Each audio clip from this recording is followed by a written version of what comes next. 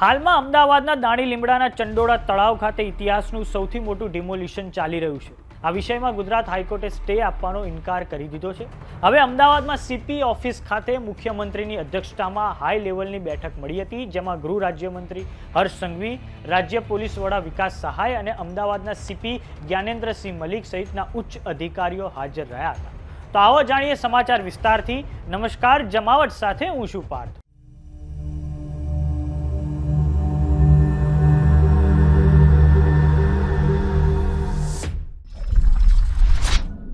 અમદાવાદના દાણી લીમડાના ચંડોળા તળાવ ખાતે ઇતિહાસનું સૌથી મોટું ડિમોલિશન ચાલી રહ્યું છે, જે 3 દિવસનો સમય લઈ શકે છે, કેમ કે તેમાં 3000 જેટલા ઝૂંપડા તોડી પાડવામાં આવી રહ્યા છે.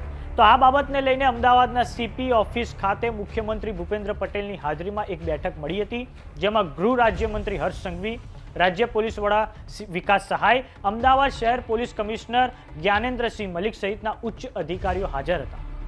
વાત કરીએ મુખ્યમંત્રી ભૂપેન્દ્ર પટેલની, તો તેમણે આ બેઠકમાં ડિમોલિશનની કામગીરીને લઈને સમીક્ષા કરી છે. આ બેઠક અડધો કલાક સુધી ચાલી છે.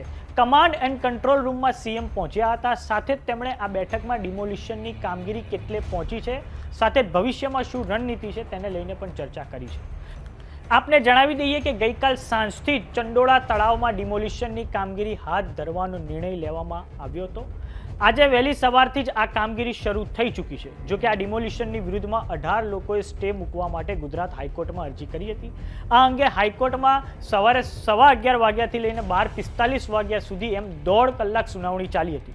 જોકે ગુજરાત હાઈકોર્ટે આ સમગ્ર ડિમોલિશનની કામગીરી અટકાવી દેવા પર સ્ટે મૂકવા મનાઈ ફરમાવી છે.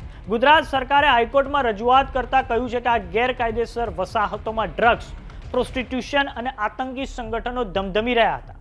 આ ચંડોળા તળાવ નેશનલ સિક્યુરિટી માટે થ્રેટ છે. બાળકોને પ્રોસ્ટિટ્યુશનમાં ધકેલવામાં આવી રહ્યા છે.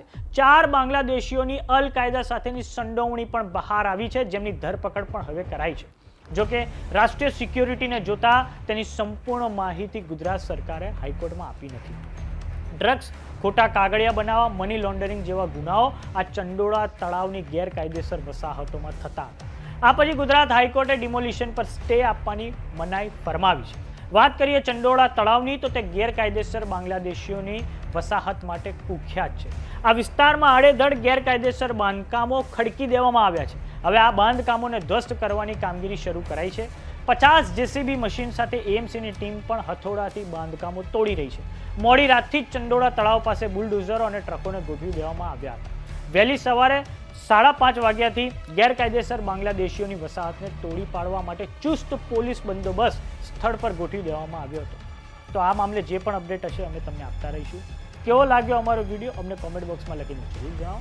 જો તમે અમને યુટ્યુબ પર જોઈ રહ્યા તો સબસ્ક્રાઇબ કરો. જો તમે અમને ઇન્સ્ટાગ્રામ અને ફેસબુક પર જોઈ રહ્યા તો ફોલો કરો. નમસ્કાર.